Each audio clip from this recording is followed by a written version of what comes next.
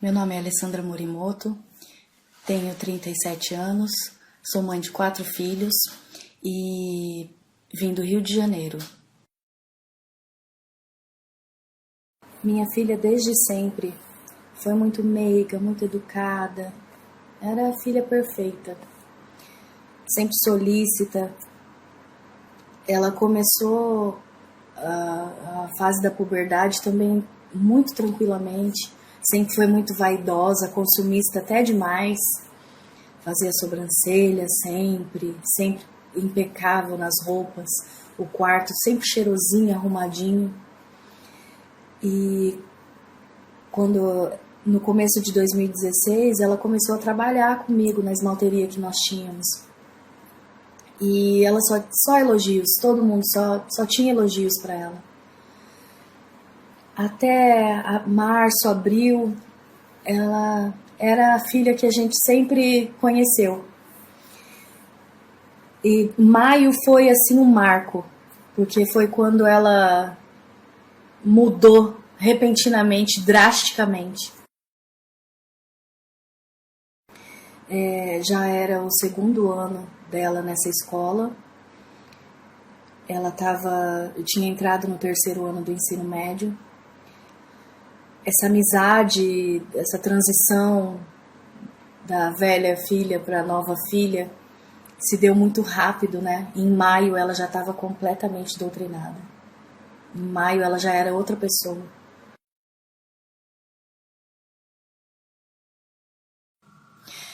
Ela começou a se interessar muito por política. E sempre eu notei também que era sempre voltado à esquerda, especificamente. Muitas teorias marxistas, começou a ler livros como o Manifesto Comunista, por exemplo. Em dado momento, eu notei também que isso não estava só nas leituras. Ela começou a se envolver com amigos novos e esses amigos eram sempre voltados para a esquerda. O meu outro filho, que estudava na mesma sala, começou a me dizer coisas como: mãe, a professora X ao invés de dar aula, só fica falando de política. Nessa mesma época, foi a primeira vez também que pediu, ainda obediente, se podia ir numa manifestação. Segundo ela, uma professora iria junto, a filha da professora também, e não haveria problema nenhum, porque era uma manifestação pacífica. Eu deixei. Acreditei que, afinal, ela estava com uma professora, né? Os professores querem sempre o melhor para os nossos filhos. Nesse mesmo dia, minha filha voltou para casa sozinha, dizendo que havia se separado da professora e da filha, porque em algum momento da manifestação começou muita violência ali. Enfim, a partir desse dia eu comecei a prestar mais atenção. O discurso dela começou a mudar.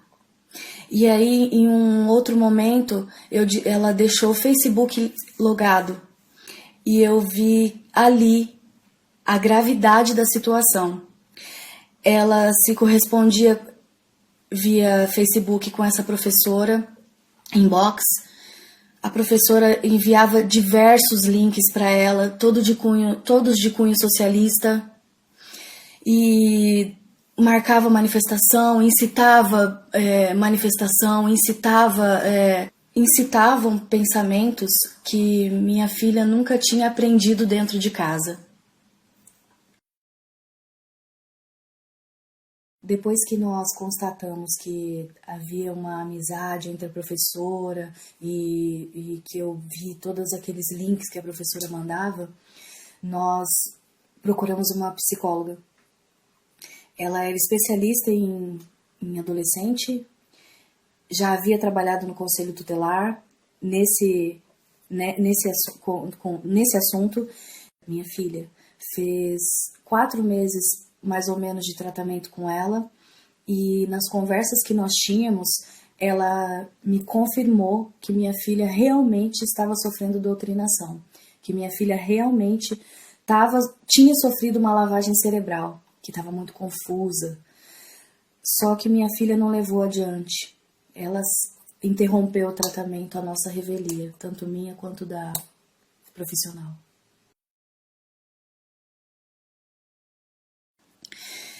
A partir desse momento, nós começamos a levar a sério. Eu e meu marido comparecemos à escola. A escola, contra todas as evidências, se colocou a nosso favor, e contra a professora, dizendo que a professora já havia sido admoestada, já havia sido instruída a não militar dentro de sala de aula, e a professora desobedecia. Inclusive, disse que outros pais haviam procurado a coordenação, mas nenhum deles havia levado adiante. Foi nesse momento que a gente viu que a escola queria realmente se eximir de qualquer responsabilidade, colocando a culpa exclusivamente na professora. Inclusive, a coordenadora nos instruiu a procurar o conselho tutelar. O conselho tutelar notificou escola e professora. A escola, então, tomou a atitude de pedir que eu e meu marido assinássemos um termo isentando a escola de toda responsabilidade, e que essa cabia somente à professora. E foi assim que a gente assinou. Acho que na hora o argumento usado foi tão convincente que nós assinamos esse termo, isentando a escola de responsabilidade, mas a professora não. O conselho tutelar garantiu que ela seria notificada. A partir desse momento, como a minha filha ficou cada vez mais agressiva e com um discurso revolucionário, cada vez mais militante, a gente começou a marcar em cima. E ela começou a fugir de casa. Acho que aquela manifestação foi a porta de entrada, porque ela começou a literalmente fugir de casa para ir em manifestações cada vez mais agressivas, até que ela se deparou com o movimento Black Bloc. Quando ela se deparou com o movimento Black Bloc, que começou o problema realmente, porque todo aquele discurso ela começou a praticar dentro de sala, na escola,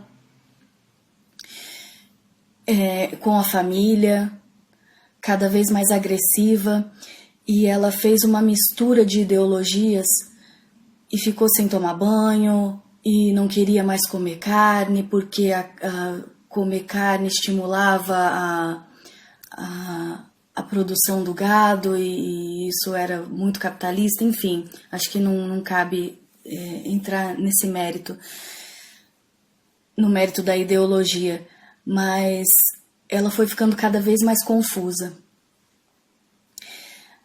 A professora, nessa altura, ela fez uma coisa muito covarde, porque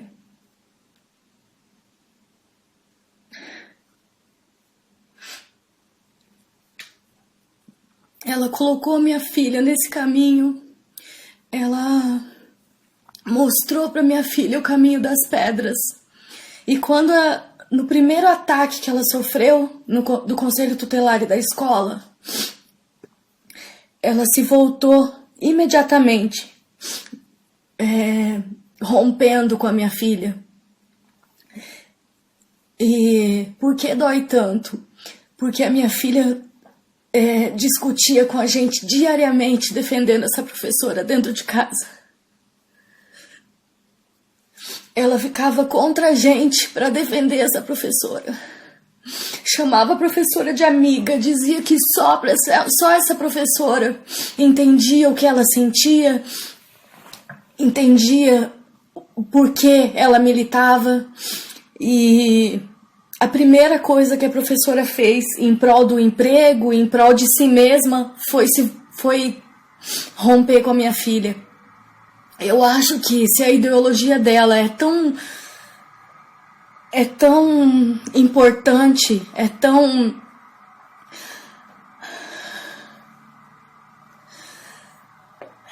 válida, porque ela não continuou apoiando a minha filha. Essa é uma dúvida que eu tenho, que espero que um dia ela possa responder.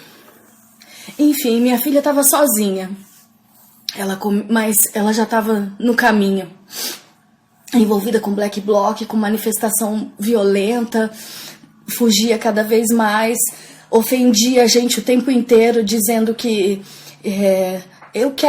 eu não quero mais trabalhar com você, porque eu quero que seu comércio dê errado. Se eu quero que dê errado, para que eu vou ajudar a manter? Quando meu marido faliu, minha filha comemorou. Ela comemorou.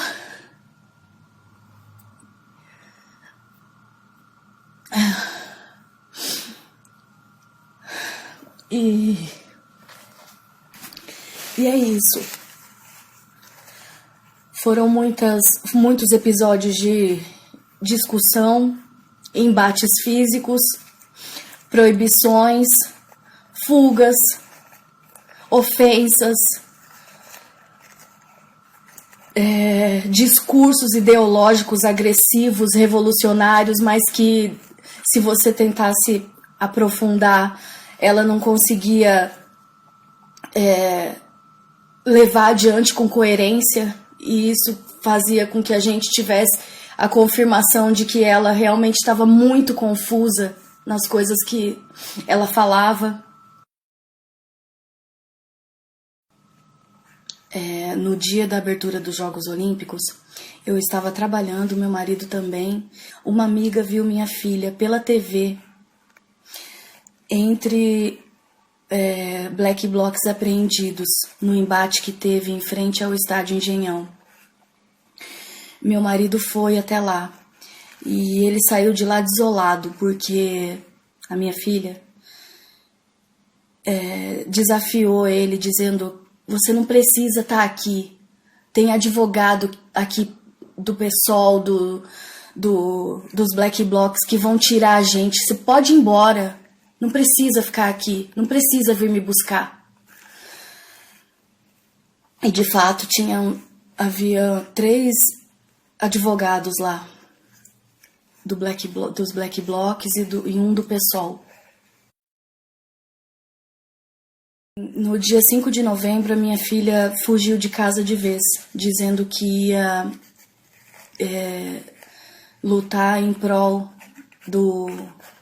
da causa, que ia morar numa casa mantida pelos patrocinadores do movimento Black Bloc, e que não era pra gente procurar ela. Eu e meu marido começamos a nos desesperar, né? E alguns dias depois, ela me ligou dizendo que ela precisava de uma autorização por escrito, porque os maiores de idade da casa exigiam dos menores de idade essa autorização para que eles permanecessem na casa. Nesse momento foi que ela se perdeu. Acho que não permitiram com que ela ficasse no lugar em que ela estava, e ela começou a andar de ocupação em ocupação. Isso nós soubemos posteriormente, porque ela simplesmente desapareceu. Nesse ínterim, nós fomos ao DECAV, ao DPCA, voltamos algumas vezes ao Conselho Tutelar. Todos eles nos instruíam a não fazer nada. Nós pedíamos investigação no DECAV, eles diziam que não podiam fazer investigação porque ela tinha saído da nossa revelia. Nós pedíamos pelo menos um mandado de busca e apreensão, porque pelo menos um policial para ajudar a gente nas investigações, etc. Mas a gente não teve ajuda de espécie alguma. A única coisa que nós tivemos foi um cartaz de desaparecida que o DPCA nos forneceu. Nós tiramos centenas de cópias e colocamos pelo Rio de Janeiro, nos bairros do Rio de Janeiro, onde nós sabíamos que havia movimento de adolescentes vestidos de preto. O intuito desse cartaz não era encontrar a minha filha. O intuito dele era fazer o reverso. Fazer com que as pessoas que estivessem com ela se sentissem inibidas, se sentissem coibidas em permanecer com ela ou na companhia dela. Como nós íamos em diversas manifestações, a gente viu que isso estava fazendo efeito, porque ela simplesmente desapareceu. Ela desapareceu a gente não achava, mas ela também não se colocava em risco. 1 mês e 3 dias depois que a minha filha fugiu de casa, ela voltou, magra, esquálida, doente, vestida como uma mendiga, toda suja, fedida, mas com os ideais socialistas firmes na cabeça. Ela ia mudar o mundo, vestida de mendiga.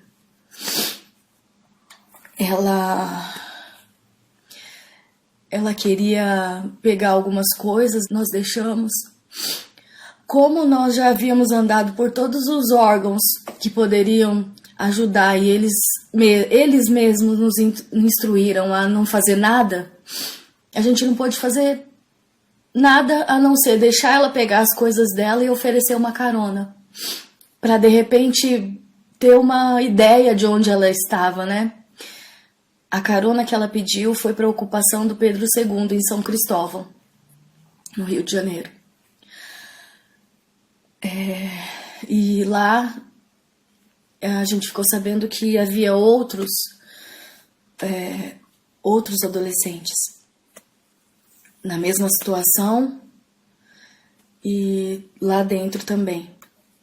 Algum tempo depois, minha filha apareceu em casa novamente, dessa vez no meu serviço, acompanhada de uma trupe, não tem outra palavra menos ofensiva. Eram adultos vestidos em andrajos como ela, todos com flores na mão. Parecia que eu estava num filme. Com flores nas mãos, com véus, ridículo. E ela apareceu com eles, me abraçou, todos me abraçaram, mas você via que não eram os adolescentes que eu estava acostumada a ver nas manifestações. Era diferente, eles eram adultos já tinham saído da puberdade. Ou seja, minha filha já tinha migrado para outro grupo.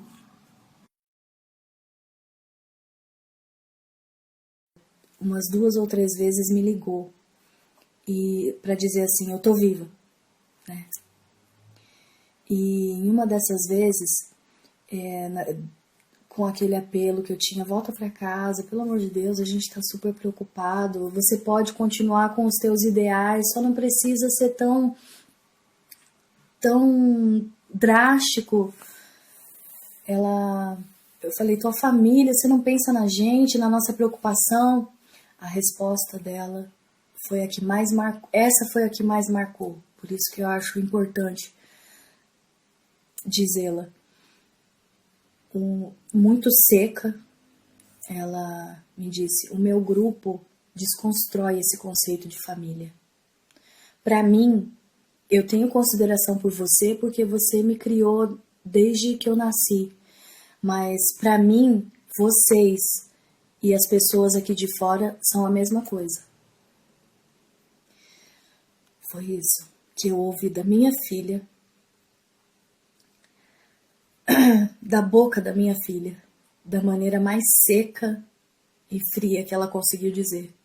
Ela realmente estava se esforçando em desconstruir e ir contra tudo que ela sempre aprendeu, contra tudo que ela sempre viveu dentro de casa. Posteriormente, nós ficamos sabendo que esses adultos fantasia eram alunos da Unirio. Eles estavam na ocupação da Unirio. Minha filha ficou andando de ocupação em ocupação, assistindo palestra, participando de coisas que eu não posso nem citar, experimentando drogas que eu nunca tive contato. Isso dito por ela mesma, depois que ela voltou para casa.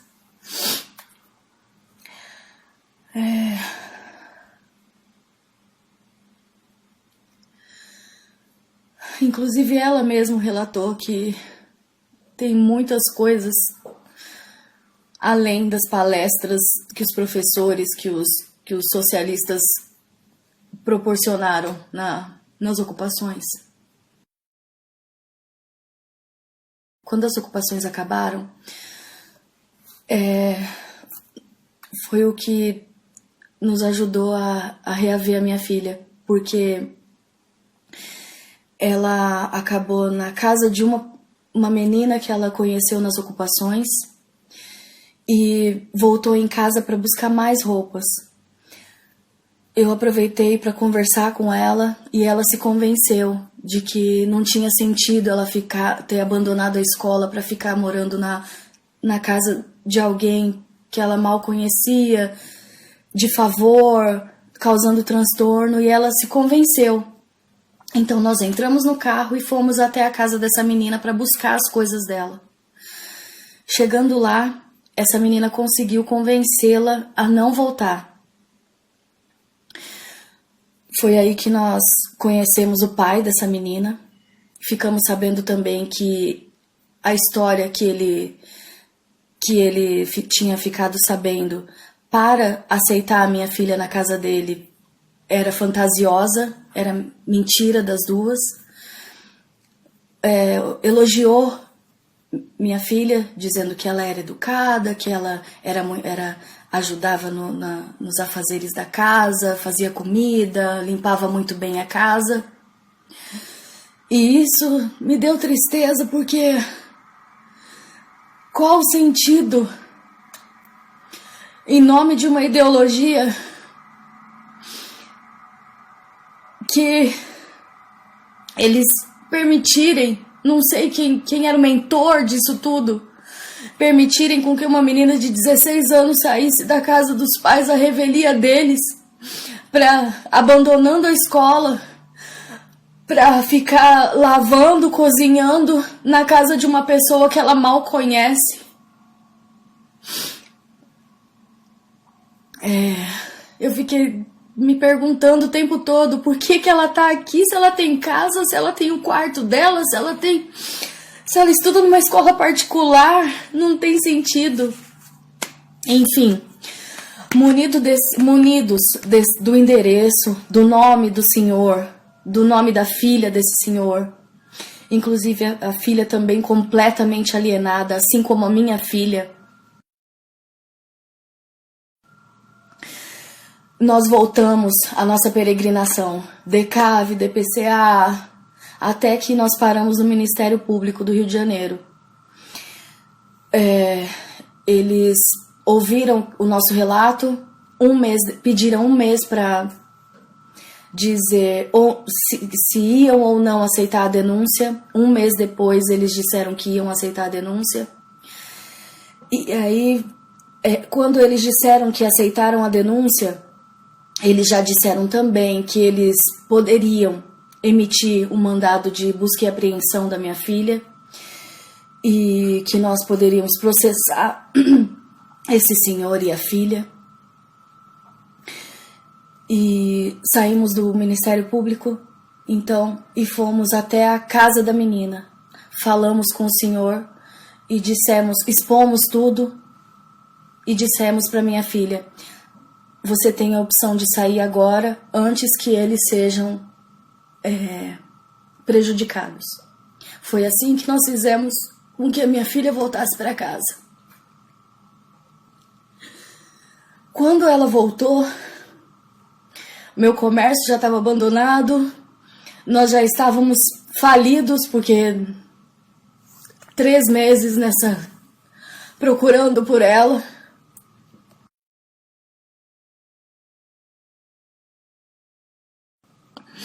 Quando ela voltou, em uma semana a gente desfez a casa toda e fugimos literalmente do Rio de Janeiro para tirar a minha filha do meio daquilo tudo. Foi assim que nós paramos em Campo Grande. Nós tiramos a minha filha. Acabou o embate físico, tiramos a minha filha daquela loucura toda, daquele estímulo todo que ela estava tendo. Mas nós perdemos a nossa filha. Ela nunca mais voltou a ser a mesma. O que fizeram com a cabeça da minha filha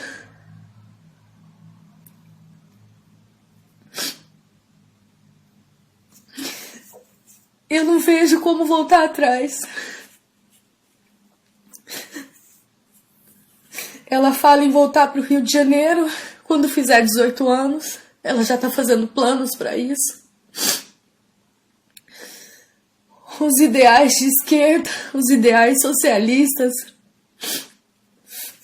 o discurso de que Cuba não é tão ruim assim, continuam.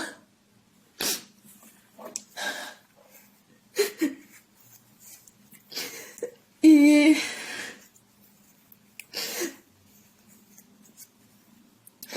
eu não tenho... Se eu não me apegar em Deus, não tem outra frase para dizer a não ser essa, que eu perdi a minha filha.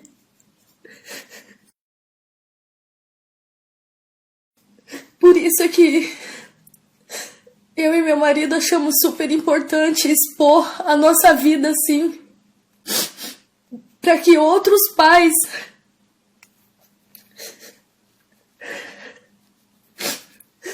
tomem consciência da gravidade do que a gente está passando dentro das escolas. Para que eles tomem consciência da gravidade do risco que os nossos filhos estão passando. Estão correndo, aliás. E não... E fiquem em cima. Não permitam que os filhos deles também sofram essa lavagem cerebral. Desculpa. Que a minha filha sofreu.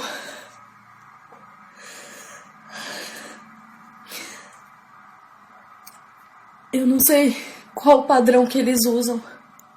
Eu sei que é muito efetivo. Eu não sei qual o argumento que eles usam, mas, aliás, eu sei. Eles pegam justamente o adolescente na fase em que ele tá mais suscetível. Minha filha foi pega na fase em que ela estava mais suscetível, em que ela estava buscando um ideal de vida.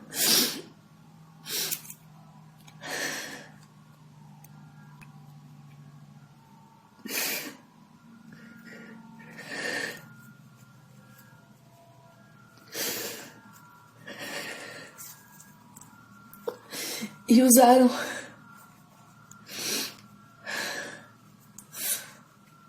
a mente limpa e bem intencionada da minha filha para enfiar um ideal que ela acha que é o correto, que ela acha que vai mudar o mundo, que ela acha que é o ideal para toda a sociedade.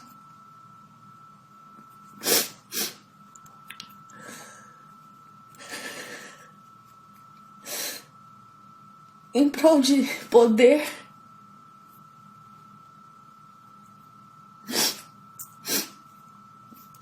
É isso. O apelo é que os pais se conscientizem. Só isso.